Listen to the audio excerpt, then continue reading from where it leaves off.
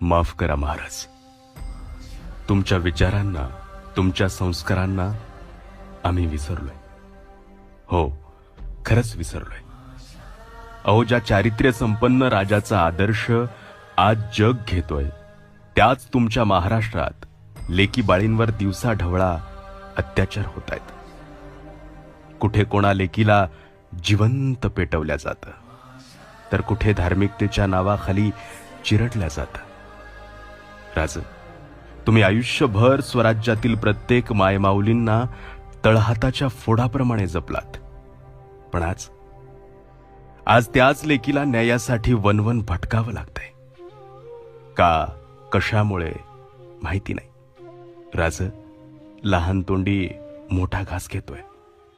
आता तुम्ही फक्त राजकारणापुरते मर्यादित राहिलात राज.